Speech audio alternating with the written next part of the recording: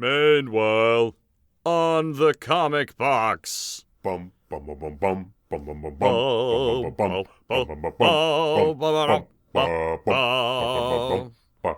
Comics. Hey everyone, welcome to The Comic Box, part of the Geek to Geek podcast network. I'm Rob, your friendly neighborhood comic geek, and with me once again is Liam. Oh, I didn't do it. I didn't find you one. The laughing. Have we done laughing yet? Not that I'm aware of. The laughing Liam O'Rourke. That's an easy one.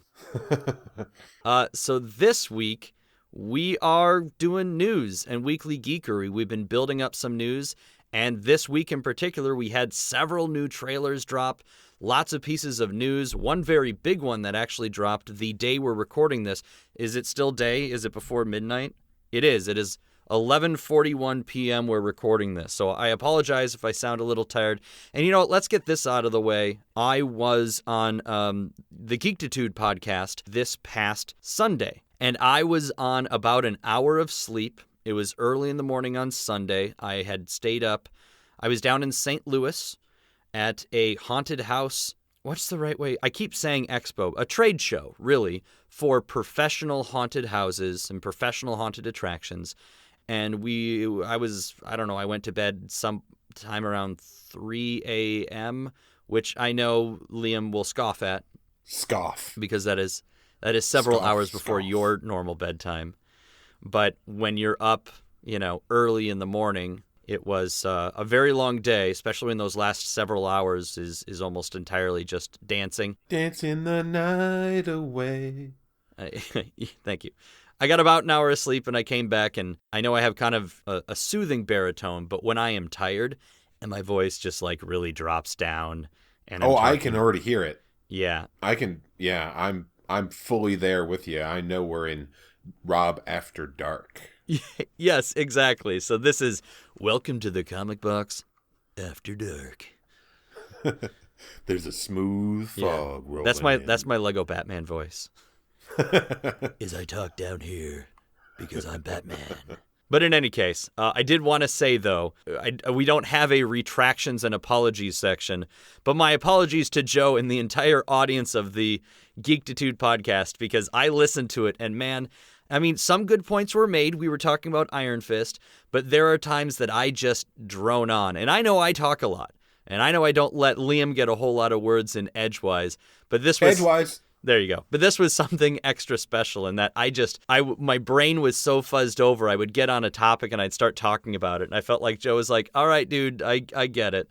So he was a wonderful host and a wonderful interviewer, and I had a blast. I did have a good time. I did not mind being sleep deprived to do it at all. I just want to say, if you listen to that, if you're over here because you heard me on that podcast, hi, this is me slightly more awake.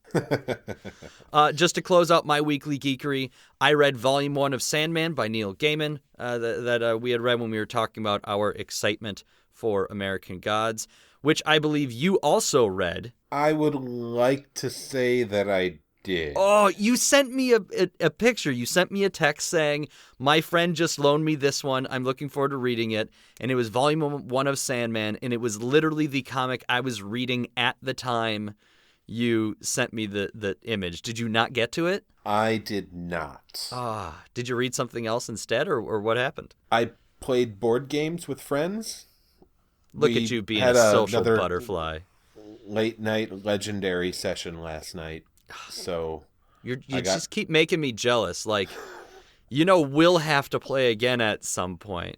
Oh yeah. Okay. Absolutely. And if I can get my buddy Mark on board, he's got a whole bunch of expansions and everything. So cool. We'll have a good time. Yeah. The only other geeky things I did this week is I've watched a couple more episodes of Young Justice, because when I'm at the gym, if I'm running on the elliptical or something, an episode of Young Justice fits just right because it's 22 minutes. So it's just enough time for a decent run on an elliptical. Okay. That's all I got. How about you? Well, I have been doing a little bit of binge watching of the Mystery Science Theater 3000 variety. Oh, because that's on Netflix now. It is. And it's not like a full run of episodes. It's 20 different episodes of the whole run of episodes, so it's not 20 sequential or anything like that. Oh, interesting. Okay. But several of the episodes that they have posted are some of my absolute favorite episodes of that entire show. So I had to go back and watch those ones specifically, and then also a few that I had never seen. Fun fact, it started in Minnesota as a cable access show. Was it filmed in Minnesota as well for the Sci-Fi Channel? I don't think they moved. No, it was always a Minnesota project. Cool. Anything else for this week? That's about it. Okay. I mean, my normal playing video games, but, nobody needs to hear about all that. How about you move us into some news then? News. Nice. All right, we're going to start with Marvel, and I have a couple pieces of comic book news, actually. We're getting another new Thor, and it is still not the old Thor. The old Thor is still considered the unworthy, the Odin's son, instead of calling himself Thor. So the Odin's son, who was deemed unworthy to lift Mjolnir, went after the ultimate Thor's hammer, and he gets to it, and he's about to lift it up, and there's lightning everywhere, and he just decides it's not his hammer, so he's not going to pick it up. Then it, I think, flies away into space, and all we know is we've seen a teaser image of another new Thor with the ultimate hammer, and he's got like a long white beard, and it is a man. So for all you people that were upset at the thought of Thor being a woman, because God forbid, is it a white man? Yes, it is. Okay. It appears to be, I suppose. I guess we don't actually know, but the image is a dude who looks pretty angry and has like a big white beard. So you're at least willing to entertain the possibility that he might be an albino? Yes. Okay, because that's as white gets. That's true. And if we were going to throw down guesses, if it's a dude with the big white beard or whatever, unless just they weren't showing us proportions and it's a dwarf, my guess is it's Odin. Yeah. I think that just kind of makes sense. Point being, I wanted to add this little thing in there for Void, is this unworthy Thor arc was really good, even though it kind of didn't result in a ton at the end. But the one big thing is you find out why Thor is unworthy. It happened during another big crossover event, and I'm not going to say it, but just for Void, I will say it ties into the first couple volumes of Thor God of Thunder, which I know he read, I believe on my suggestion, because they're awesome. Marvel TV, I found out that Legion Season 1 is already over. I feel like that went by really fast, but maybe I wasn't paying attention. Was it like 8 episodes or something? I mean, it might have been. Like you're right. Like it was super quick. Yeah, but the thing is, I heard nothing but good stuff. Okay. Maybe, I don't know how long it'll take before it goes up somewhere on streaming, but we might have to do a Legion episode at some point. Yeah, maybe it's already on Hulu. It could be, but Hulu usually does that thing where they only have the last, 3 episodes. Yeah. A couple, 2 episodes ago, I think, we announced that there was going to be a Venom spin-off movie, and we were trying to figure out whether or not it was going to be connected to the Marvel Cinematic Universe, since Spider-Man is, or if it's going to be based on, the Amazing Spider-Man movies, which was just made by Sony. And here's what we know. We know that it's supposedly going to be rated R and that it is not connected to the Marvel Cinematic Universe. And that's according to John Watts, the director of Spider-Man Homecoming. I don't know if that's good or bad. I like the idea, sort of like Logan, that if you want to make a more adult R-rated movie, you set it off to the side and it doesn't need to be connected. But at the same time, I don't know that you need an R-rated Venom movie. Unless it's going to be a Carnage movie. I mean, you can understand why you want Carnage, but as far as just a straight-up Venom movie, I don't think the fact that it's rated R is by itself going to make it better. Yeah. I mean, unless it's going to be like a Patrick Stewart, F-bomb. Yeah, but beyond that, they're also going to do another spin-off with Black Cat and Silver Sable. They are really stretching to find a character for people to be interested in. Black Cat makes sense. It's basically the Spider-Man version of Catwoman, almost exactly.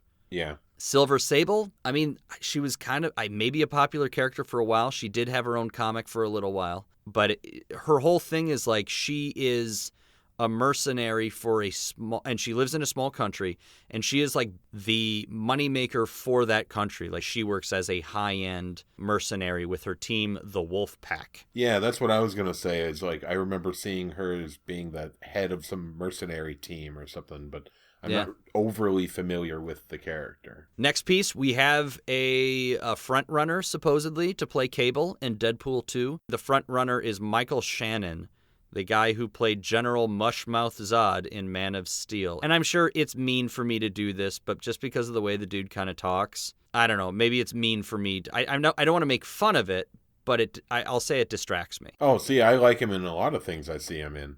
Okay, I remember he was in 8 Mile as the dude dating Kim Basinger. Yep, and that's then right. He was General Zod, and I didn't really care for him in Man of Steel. Oh, see, we disagree greatly there. Okay. You know, I haven't seen a lot of the movies that he has gotten a lot of critical acclaim for, but I have seen a few things that he was in before he really got, like, famous. One of which was Let's Go to Prison, which is a Bob Odenkirk-directed movie with Will Arnett. Okay. Not a movie that everybody knows, not a movie a lot of people like. I happen to like it quite a bit. Yeah. And Michael Shannon plays like the skinhead who's like running the prison that they're all in. So, you know, it's a small bit, but he plays it convincingly, both in a very intimidating manner and, you know, it's in a comedy, so they're making a little fun, and he plays it well. But he does have a little bit of a mush mouth thing going on. Yeah. But I think that's kind of, part of like just his particular drawl, you know? Right. No, absolutely. So, I just yeah. picture that voice as Cable, I guess. Yeah. And I picture Cable being a much gruffer sounding dude. Yeah, I think based on the things I've seen Stephen Lang in, like Avatar and the Conan remake, that he would be a much better Cable. He's already been playing Cable for like a decade, basically, in everything he's in. Maybe they just think he's a little too old for it or something, and they're afraid to, you know, cast somebody of his age, but he's really not that old. He's born in 52, so, yeah, you know, 65. I don't know.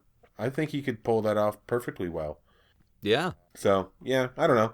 All right, right on. But speaking of comic book movie actors that can't escape comic book movies, let's talk about the new Spider-Man Homecoming trailer where we get our first really good look at Michael Keaton as the Vulture in his like leather jacket with his big fluffy collar. Yeah. From what I'm seeing, it's starting out... Okay, let me put it this way. When we knew that they were rebooting Spider-Man for the third time in like a decade, the first thing I think out of everybody's mouth is just don't let it be another origin story. Yeah. Right? I don't need to see Uncle Ben die that many times on the big screen in my life. And they would probably cast Kevin Costner as, the, you know, again, since he died in a DC movie. Right. We need another, he's just good at dead parents. Yeah. Or Russell Crowe. He could do that too. Yeah, exactly. However... this does, from this trailer, still very much look like a back-to-basics thing. So sort of the big splash page, if you will, of the teaser trailer was Spider-Man trying to hold a ferry together that had been split down the center with just a ton of webs, and it was a really cool-looking shot. It seems like from this trailer that this happens because he goes to try and take on the Vulture himself and is basically failed. The Vulture rips the ship open, and he does his best to hold the ship together. And I guess this is spoilers if you don't even want to watch trailers for a movie. And then Iron Man shows up with a bunch of his Iron Legion, and they all push the ship back together. Tony Stark gets angry at Spider-Man, says he's taking the suit away. And from that point on, basically the rest of the trailer is you're seeing him in a suit that kind of looks like a Scarlet Spider thing because it's got the hoodie. Yeah. So essentially, we're not getting an origin story, but it looks like we're getting a back-to-basics story for Spider-Man, so he's not going to be running around in the super high-tech suit, even though they show us the other stuff it can do. Like the center, like when he puts it on, it's loose and he hits the center button and it's like, you know, the power laces and Back to the Future 2. Yeah. And it looks like the spider on the chest can, like, detach and crawl or something like that. I believe that's going to be the Spider Tracer that normally he can shoot from his web shooters, and it's just a little tracer bug, but it has to look like a spider because branding is important. Of course. Even when you don't want them to actually find the thing.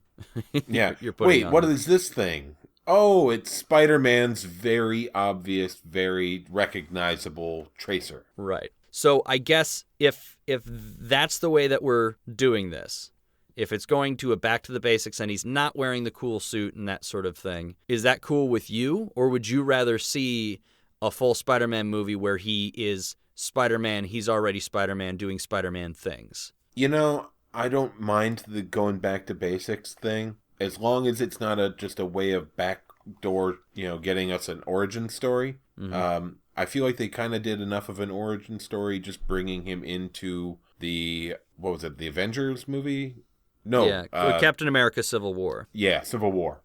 So that's as much as we need, because clearly anyone who's familiar with any comic book movies have probably seen at least one iteration of Spider-Man previously. So we don't need a full story devoted to it. So as long as it's just a thing where he's like doing his, I'm trying to prove myself as a hero who can stand on his own, and not oh, by the way, with great power comes great responsibility. And who told me that? Oh, that's right. That was my Uncle Ben that one time. As long as it isn't something like that, I'm going to be okay with it. It seems this whole movie is sort of an origin story, but it's more an origin story of who the Spider-Man that we're going to see in Avengers Infinity War, I think, is going to be. And so it's still a coming-of-age story. Okay. But it's not through the death of Uncle Ben. It's going to be through this trial by fire of trying to prove himself as a hero that can stand side by side with the Avengers. So I do really appreciate how they're using a young actor, though. It's not somebody like Tobey Maguire pretending to be 10 years younger than he actually is. Right. Though I will say I did like Tobey Maguire's Peter Parker. I thought he nailed it. Yeah. Yeah. But I love the fact that it's just his buddy. He's like, "Can I wear the mask?" And he totally lets him. I like that. I hope they really dig into this, what it's like to be a high schooler, and then what it's like to be a high schooler who has powers. Because the whole point of Spider-Man was he was relatable because he had all the problems that the people reading the comic books had. You're nerdy, you're not athletic, you have trouble making friends. He's got the bully who makes fun of him and makes time with his best girl. Yeah, exactly. Yeah. So I really look forward to this movie. There's nothing I've seen to totally dissuade me from seeing it. I won't say that there was really necessarily anything in this trailer that made me more excited than the teaser. I thought the teaser did it just fine. So nothing in here made me more excited to see the movie. Yeah, it's not like I was gonna see it. It's already a thing, you know? But getting to see a little bit of the humor in this with his best buddy, like you were talking about, that made me a little more hopeful for what the end product is going to be. Especially after like the more recent Fantastic Four movie, which was, we haven't seen it, but from all accounts, it's awful. Right. So, it's nice to see that they can still make something good. Mm-hmm. Yeah, so totally. Hopefully we'll have a little fun with it and not be overly serious the whole time. And, Yeah. Yeah, that's a thing that I'd very much like to see is sort of, because Marvel movies are by nature very brightly colored. That's why they're so different from the DC films, is just even in their aesthetic. But Spider-Man has to be the brightest and the funniest and the most engaging, I think, of all of them, because out of all the other characters, he's the everyman. Not Hawkeye, as much as they want to give him a family and paint him as the everyman. No, because you're a sharpshooter and you work for S.H.I.E.L.D., so we have to assume... You're a special agent. He's like James Bond with a bow and arrow. Yeah, and he started out with a sniper rifle in Thor. So it's like we have to assume, well, he was going to use it, I guess. Maybe he did use the bow and arrow in Thor. But it was the idea of like, we have to assume that he's assassinated people. Oh, yeah. That's his skill set. You don't just like get all stealthy with somebody and expert, marksman only to shoot the wall next to them as a warning. Exactly. He's definitely been taking people out for a long time because clearly this is like him towards the end of his career. Exactly. So I wouldn't call him the everyman. We'll do Spider-Man. Yeah. Any other thoughts on the trailer? No, not really. All right. I like Michael Keaton in it, so yeah, kudos. I'm excited. I think it's going to be worth a good watch, and then we'll probably do a Who is the Vulture, I think, episode beforehand. Yeah, and the way that his costume in the comics looks, I'm glad that they're doing something a little more mechanized. Yeah. And it seems like they learned from the mistake of the Green Goblin mechanized suit as well. Yeah. My last thing for Marvel is a thing, again, I guess for Void, because we keep talking about him having to come on and review comic book video games. There is a new trailer out for the Guardians of the Galaxy Telltale series. It does not star the voice cast from the film, and they actually slightly redesigned the faces on each character to look a little more like the comic book than the movie cast. So don't look at this as a movie version. Their costumes are sort of similar, but don't look at it as... it's the exact same cast? Yeah, it's Star-Lord, Groot, Rocket, Drax, and Gamora, or Gamora, however they want to pronounce it. I don't know. How do they pronounce it in the movie? It's Gamora, I think is how they pronounce it. I call her Gam Gam. Or Gam Gam. The game comes out April 18th. The Season Pass disc you can buy for your console May 2nd. The link, just like for the Spider-Man, I also put the link in the show notes. Link for this trailer is in the show notes. It looked fine. I don't think I'm going to get it. I still haven't played past the first episode of Batman, and I've really wanted to get back to it. I just haven't found time. But did this tickle your fancy for a Guardians of the Galaxy Telltale series? No, thank you. Yeah. I mean, I have enjoyed playing the little bit of the Telltale games that we have played, but I'm not like a hardcore fan of the series. Like, anytime they put out a game, I gotta play it. No. Yeah. And I'm also not like a huge Guardians of the Galaxy guy. I enjoyed the movie, but I don't feel like I really need to inhabit those characters. Right. So if it's like a free-to-play thing like they did with Batman, I'll probably try out the first episode or whatever. But I already know that I would not pay money for the game. Okay. But it's there, so hey, Void, if you're a Telltale fan and you want to check this out... Tell us a tale about how good it is. Beej too, obviously, but yeah, Void said he'd come on and do it, so if he's going to go and do it, he now has to. That's the law. That is comic box law. You gotta do what you gotta do. DC... Oh, I also have a piece of DC Comics news. This is about Superman. And Superman in DC Comics right now is a little confusing. I've heard it's very good right now. But you had the New 52, where everybody got rebooted. And then they had a crossover event called Convergence, I think is the one that did this. And you got the pre-New 52 Superman, who is now in this New 52 universe. Are you with me so far? No. Awesome.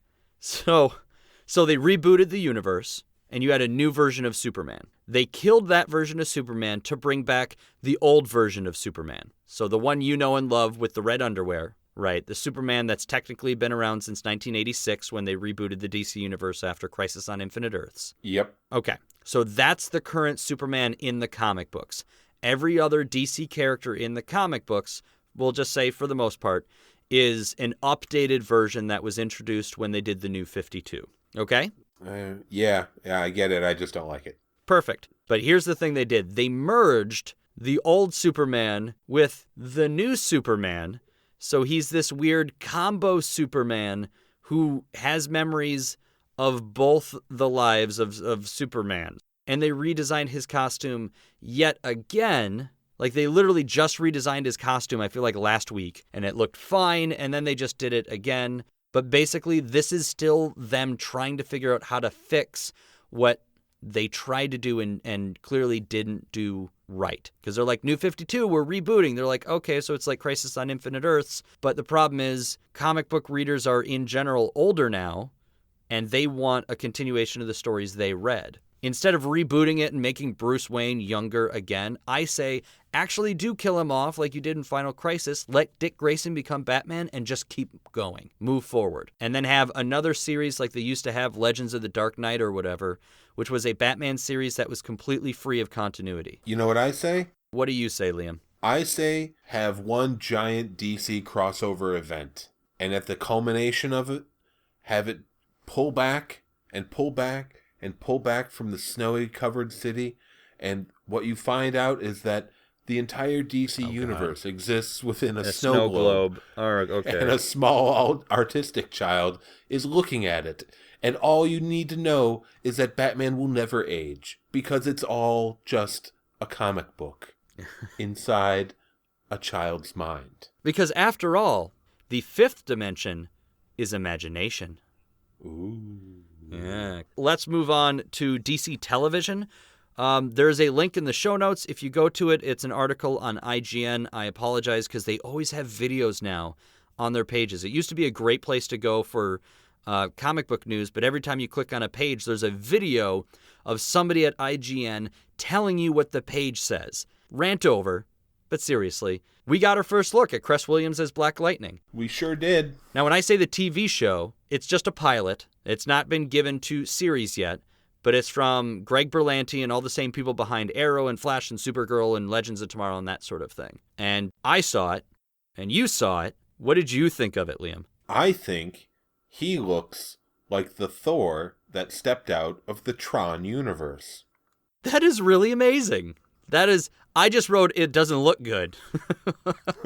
You were far more poetic. It does. I just thought of that as I was looking at this picture, and he's holding a lightning bolt, and it just looks like a bunch of nonsense, and I'm just like, you know, he looks like he stepped out of the Tron universe. It's very Tron. Like, he's got shoulder pads, but they're not really connected to anything, and he's got, a 90s Batman visor for his face. Yeah, hard plastic thing.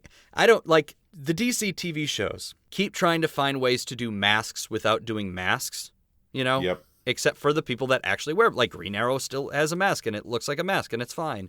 So instead of just giving him a mask, they give him, like, goggles, I guess is what they're supposed to be, but they look really bad. Kind of like, so if you've ever seen Arrow, and John Diggle gets his helmet, and it doesn't look protective so much as it looks like it completely stops him from seeing from side to side and makes his job much more difficult. I feel like those are these goggles. I feel like they look like they're just going to have a glare on them all the time. Yeah.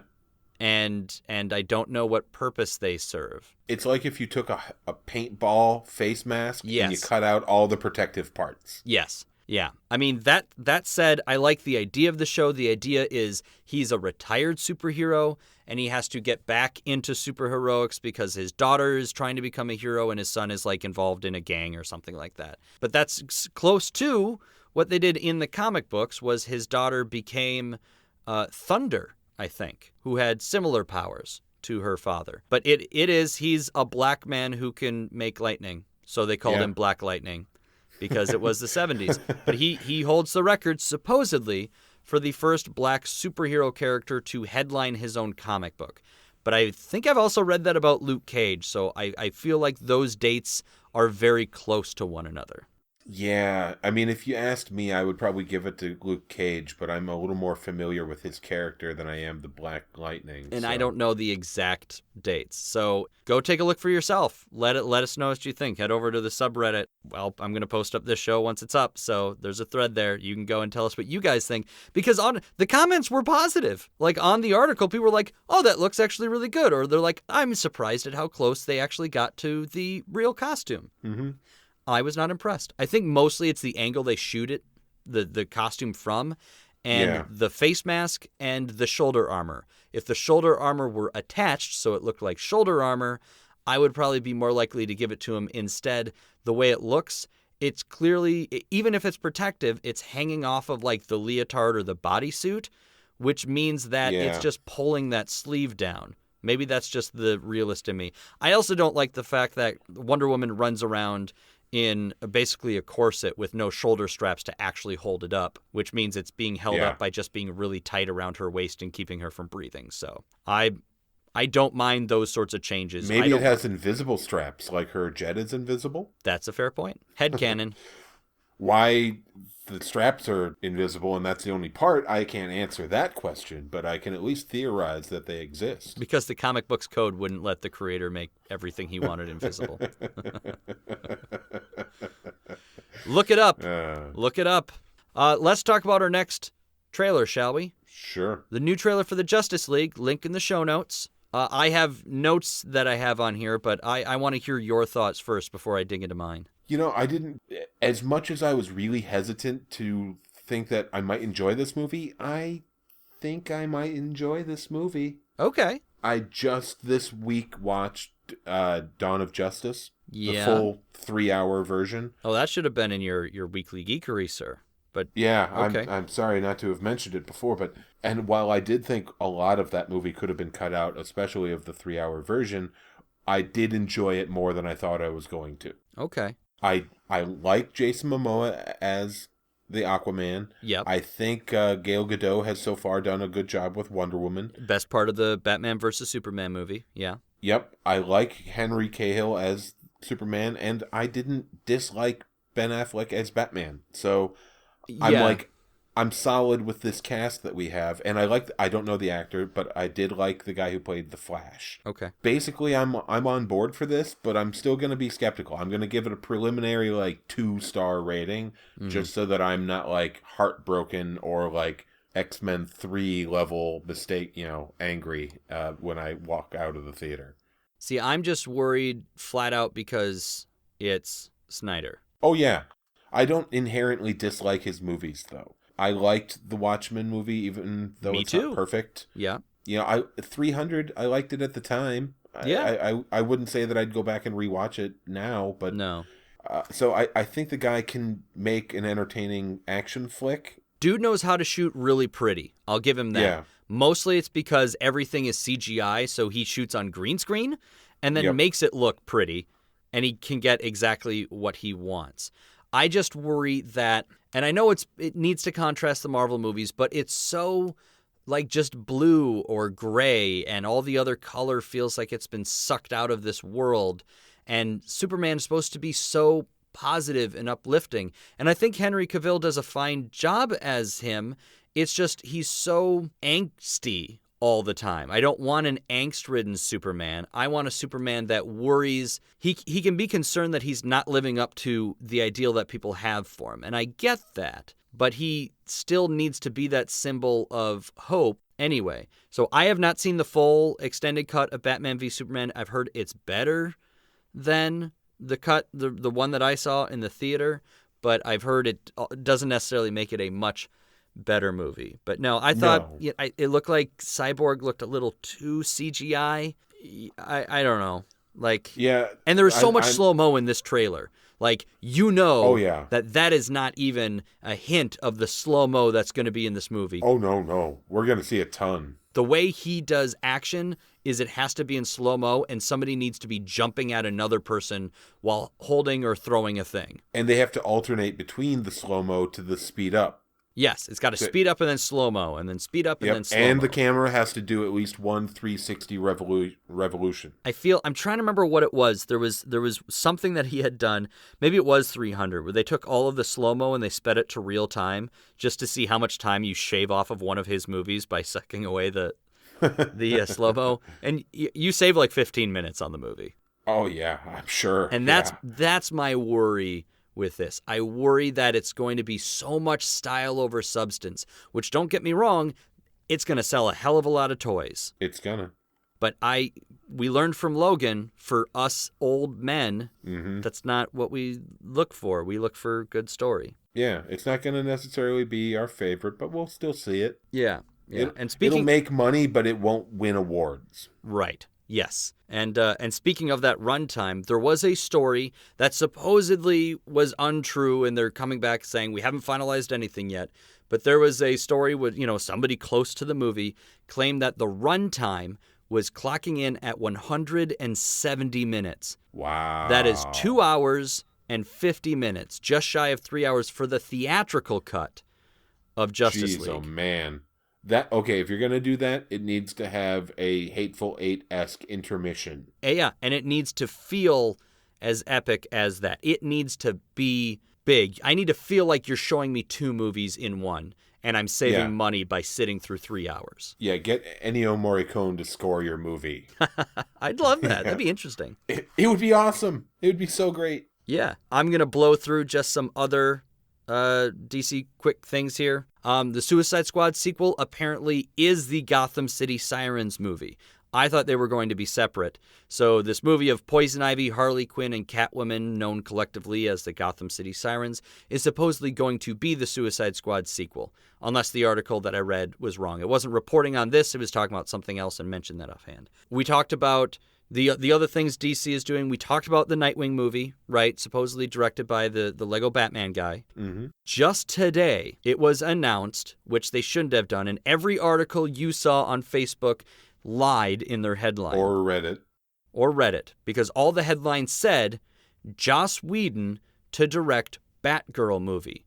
That is a lie. Joss Whedon is almost locked down to direct a Batgirl movie. He is not confirmed. So it's just word got out that Joss Whedon was in talks, or he's almost, ready to go, or it sounds good. Yeah, they made an offer to him or something. You didn't have any quotes from Joss Whedon in there saying he was excited to do it. You didn't have any quotes from Warner Brothers or DC Entertainment or whatever in there. It was just a report show that he's the guy they want, or they're very close to doing it. So it was basically the internet getting way too excited and messing themselves over this thought of Joss Whedon doing a Batgirl movie, which, to be fair, I'm down for, but I have a stipulation. I want it to be the Stephanie Brown Batgirl, because if it takes place in the DC Extended Universe, Batman's been around for a long time, a Robin, at least one, has come and gone, and if we're going to get a Nightwing movie, then I want Batgirl to be the original Barbara Gordon, to have been shot in the spine by the Joker, and be Oracle, and then I want her to be the handler for Stephanie Brown as the new Batgirl. I want a spoiler was Stephanie Brown's original character name. She was sort of introduced as a kind of a love interest in Robin, and eventually she became the first female Robin, and then she became Batgirl and took over the Batgirl role. And when she did that, the old Batgirl was like, well, if you're going to do it, let's do it right. And the comic that has Stephanie Brown as Batgirl is totally this Batman Beyond thing, where Oracle is in the Batcave, and she's the one talking through the earpiece to Stephanie Brown, telling her what to do and teaching her to be a better Batgirl. Give me that movie. Give me that ensemble cast. That's what I want. Are you a Batgirl fan, even? I can't say that I've spent a lot of time reading Batgirl. Yeah. There are a whole lot of different versions of Batgirl, obviously. Yes. The version I would like to see personally is the Cassandra Cain version. Okay, interesting. I am a huge fan of that story arc when they destroyed Gotham with the earthquakes and they blew up the bridges, No Man's Land. Yep, Cataclysm and then into No Man's Land, yeah. Yeah, that is truly when, as far as comic readership, I became a Batman fan. Written by Greg Rucka, I think, too. A lot of it is. Just to plug one of my own favorite writers. Yeah. Yeah. I had read other Batman comics growing up here and there, and I always appreciated him as a character. And it was the Batman animated show that really made me a Batman fan. Oh, yeah. Absolutely. In general. But yeah, as far as readership, it was definitely No Man's Land that got me into Batman. And that is the arc that they introduced Cassandra Cain as a character. And I find her very compelling. I mean, her background as being the daughter of this world-famous assassin, and certainly at the beginning of her story, she doesn't speak at all. So I think if you did it right, you could make a very interesting movie using that version of Batgirl. But that's probably more of a fan idea than what would actually commercially be a good idea for them. Well, it's not like Joss Whedon has never done anything sort of in that realm before. It kind of reminds me of Dollhouse when I think about it. Yeah, I was going to say it's kind of like the Faith version of the Slayer, Yeah. I will say, I would be concerned. I love the idea of a Cassandra Cain one as well. I prefer Stephanie Brown. But what would concern me is if you had that and you had your main character show up who doesn't really talk, unless... I guess Joss Whedon probably has the chops to do it. Like, Batman would end up becoming your hero because you need somebody else that takes Batgirl under their wing to teach them how to talk, kind of thing. Oh, well, maybe that would be a Stephanie Brown character because they're like best friends in the comic. But no, I'd love it. Joss Whedon is great with female characters. His River Tam, yes, Serenity and Firefly. But now River... I guess there were episodes where it was from her point of view, but it's like, I don't know that you could do a full movie that's just from River's point of view. You need somebody else to act as the audience surrogate to tell you what's going on. Yeah. Either way, I'm excited. I'm sure it's going to be like 3-4 years before we see... yeah, it'll be a little while. Yeah, it's going to be a long time. So I'm not holding my breath for it because everything could change. Justice League could bomb and they'll just cancel the rest of them. Yeah. But while we're talking about these other DC movies, 2 other quick bits. CinemaCon was this past weekend. They showed 10 minutes of Wonder Woman footage, I think it was. So maybe we'll see that every once in a while. Those will find their way onto YouTube in decent quality, and then the studio is forced to upload it. I don't know if I want to see it, though. It's kind of spoilery. when you watch that much. And then Aquaman is, I believe, right now starting filming or is just about to start filming. But they were also there at CinemaCon. Jason Momoa was there. And so they introduced some concept art, and apparently it's very much going to be Lord of the Rings underwater. Like Aquaman, the standalone is going to be a high fantasy looking film. And according to the concept art, at least, Ocean Manta and Black Manta will have their ridiculous mask and helmet, respectively. All right. So cool. It's taking a chance, you know? It's not just like trying to make them look generic or, you know, like they're some sort of a mercenary character. And, you know, it just make it look like something that we as a fanboy can react to. And I just like the idea that out of all of these movies, is Aquaman the movie I'm excited for? It is. It's totally the movie I'm excited for because Again, I can't claim that I've read a ton of Aquaman, but I have always liked Aquaman. Yeah. I grew up watching an animated tape with like animated Aquaman show from the mid 80s, maybe. Yeah. And it had some stuff in it that genuinely creeped me out. It had this like old blind seer that he went to see under the ocean to like, you know, get some piece of wisdom from. And oh man, it had just some really haunting things in it as a little kid, you know? Yeah. Plus, you know, at some point, he's just going to be like, wah, wah, wah, wah, wah, wah, and just sick a bunch of sharks on dudes. Exactly. Like, and getting to see Jason Momoa do that is like, oh yeah. That's he's fair. He's going to kick some butt while doing it. That was a brilliant piece of casting. You know what? Give me the Aquaman standalone movie. Let me see him lose his hand and get the hook hand by the end. So he has a hook hand. I would totally buy that. That would be sweet. Yeah, dude. So he has the hook hand going forward, the harpoon gun hand going forward into future Justice League stuff. I want to see that. It'd be sweet. You know, because with the new Justice League trailer, the first time I watched it, I think on like my phone, and I was like, I don't like the idea of Aquaman being armored up the whole time because he looks so badass with just like his tattoos and stuff. Mm-hmm. On the second viewing on a larger screen on my laptop, I was better about it. It didn't seem as bulky as I guess I thought it was originally. Because I don't like the idea of Aquaman in very bulky armor like he is in Gods Among Us, the video game. I feel that's a weird-looking Aquaman. If you're underwater, you should be as sleek as possible because you're swimming around super fast. You know, even though he's super strong, you'd still want something that's not going to weigh you down. You have to look aerodynamic without looking stupid. Yeah. Which is why just, you know, being ripped and yeah, and there's plenty of sea creatures that are already naturally armored that are streamlined enough that it's not a thing. So. But looking at it the second time, I feel like it looks a little better. I still want to see a recolorized version. Like there's YouTube videos where they add a little more saturation into the Superman scenes for Man of Steel. I'd be really curious to see just how orange Aquaman actually is in real life before they throw him in there and dull all of the colors. Yeah. Last thing that I have for our news is there's going to be a virtual reality experience created in partnership with IMAX for both Justice League and Aquaman. So we won't get a Wonder Woman one because they're going to take their time with this. And it says there's a third one at some point, but we don't know which one that's going to be. And here's the weird thing. It's Justice League is going to come out sometime in late 2017, so it's going to be close to the November 2017 date of Justice League premiering.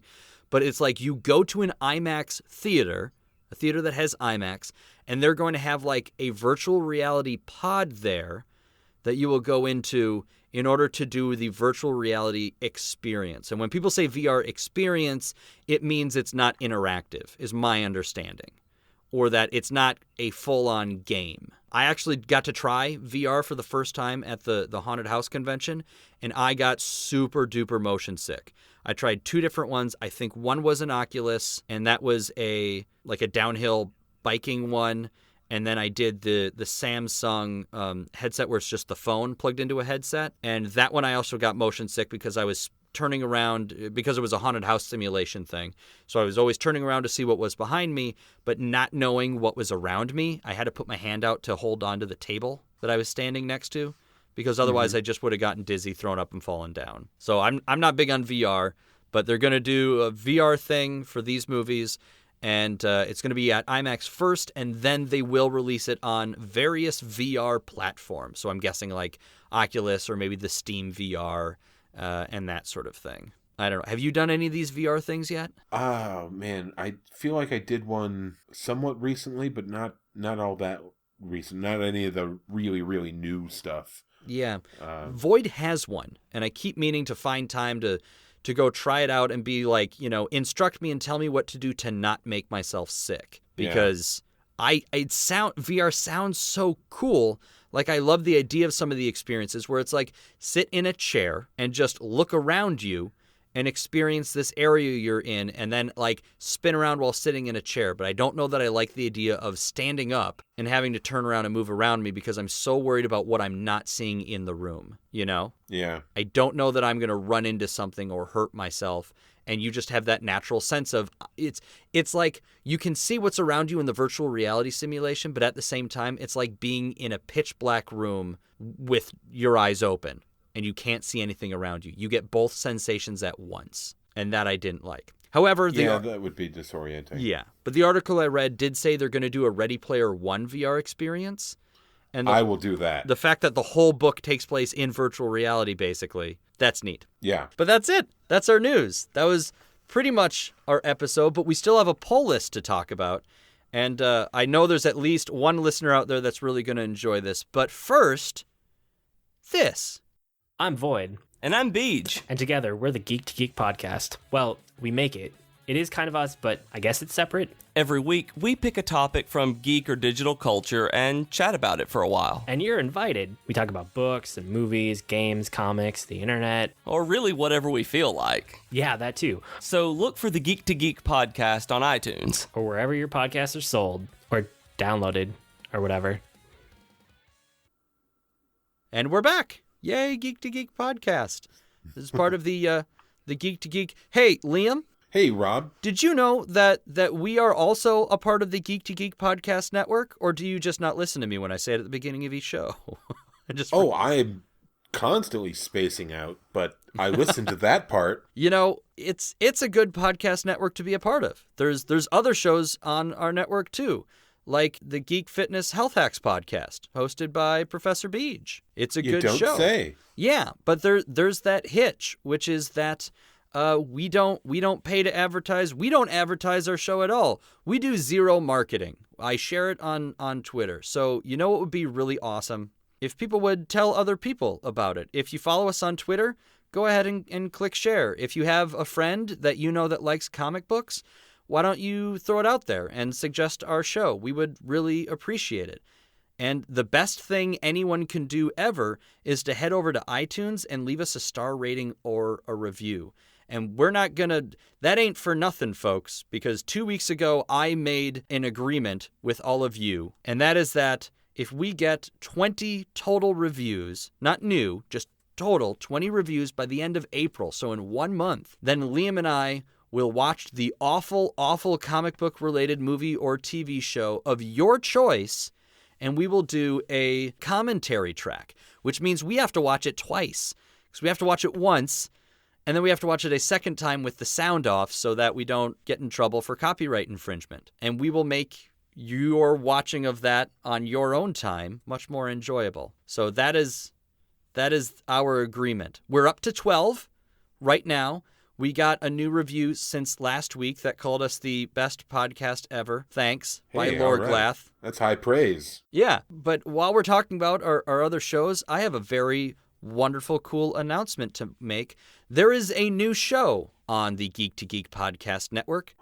You're pregnant? How is that a new show? Yes, and the baby is the Geektitude podcast. See, there you go. That I have nothing to do with, though. I've been on it twice. It's hosted by a guy I think is... Nothing to do with. I've just been on it twice. Yeah. Okay. I see how it is. That's fair. So Joe Hogan's Geektitude podcast, which this show has been a big fan of for some time. It is an interview show. Every single week he gets somebody who does something different in the world of geekery. It's been me twice. First, I came on just to talk about this podcast. Second time was this past week to talk about Iron Fist. He's had indie comic writers and artists and publishers. He's had actors. He's had other podcasters.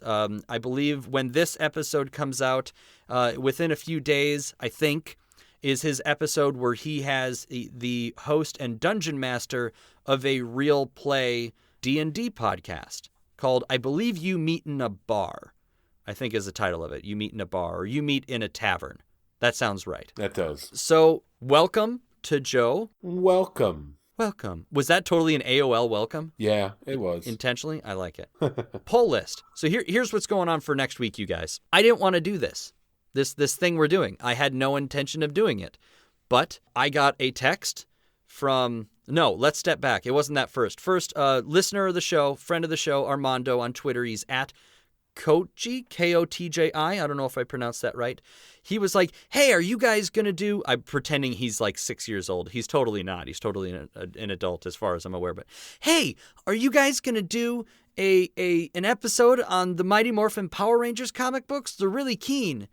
And it was like, no, was my response. It's like, no, it's a comic book based on a TV show. And I'm not a giant Power Rangers guy. I don't see the draw. And clearly that was not the answer he was looking for. And I was like, well, I mean, I guess, we're always looking for suggestions. And I ask for suggestions. And then I get a text from some guy named Matt, who last time he was on the show was when we went and saw Suicide Squad together. And he's like, hey, I just saw the Power Rangers movie. It was awesome. You might hate it because we have opposite taste in movies. It's like, I want to come and do an episode on Power Rangers. And I was like, it's not a comic book movie, but if we have comic books based on the television show and a movie loosely based on whatever, the television show, I said, okay. So Liam, I hope you're okay with this. I guess you don't have to. You can bug out if you want. You can take a week off. Or you can join us. You're absolutely welcome to join us. I'm going to try and get some guy named Matt on the show for next week. We are going to read the Mighty Morphin Power Rangers Volume 1. I have already downloaded it off of Hoopla. I have not started it yet. So this is for Armando because we love our listeners and we have no shame and we will do basically whatever we're told to do. We are going to do a Power Rangers episode next week. That's quite the thing, isn't it? Yes, it was. Yeah, I know. I kind of got into detail on that there. Are you down with this? Are you... Because I thought you said you were looking forward to seeing Power Rangers when we did that big trailer episode. I don't know about looking forward. I will say that I'm going to see it. I don't expect it to be good. Okay. I did just listen to a podcast that I enjoy where they did an emergency breakthrough episode to cover this movie as opposed to the normally scheduled episode that they had announced the week before. Because it was that bad? It was. So... well, I look forward to wasting my $10 then. Yeah. So, yeah, I could be down to see it. It's going to have to happen. Maybe we'll have to go and see it this weekend. Yeah. Yeah. Or not. We'll have to talk about that. Okay. Well, whatever. And like I said, absolutely feel free to, take a week off if you want, Liam. You can catch up on your Sandman and get some Telltale Batman in there. Finish up those Swamp Thing comics. There you go. I'll take the week off. Okay. All right. And if I can't get some guy named Matt, I guess that'll be I'll roll solo. I can do that. Yeah, I don't mind. Beam me up like Zordon beams up one of the teenagers and let me with know. attitude. Yes. And that is it for this week. Why don't you bring me into the end of the show, Liam? Dum dun dun dun dun dun. Squiddly squiddly squiddly doo dip dip dip dip boo. Nice. That is it for this week, you guys. I already talked about ratings and reviews. We're not going to bother with any of that. However, if you want to get a hold of us, if you want to send us your suggestions, I promise I don't actually care that much about having to read Power Rangers stuff. I'm actually really happy that I got a good suggestion to go into an episode about. So you can hit us up on Twitter at ComicBoxCast. You can send us an email at thecomicboxpodcast@gmail.com. Or you can head over to the subreddit at reddit.com/r/geektogeekcast, where we do longer, more in-depth conversations. You can send us suggestions. You can start your own thread. There's a weekly geekery thread started by a listener every single week, so you can tell everybody else about what you've been up to. Lastly, if you want updates on our shows, you can head to geektogeekcast.net, and you can just let us know what shows you want updates about. And that's it. Bye. Bye-bye. Excelsior! Ba-da-bop-do-fo, ba-da-dap-do. Excelsior. True believer.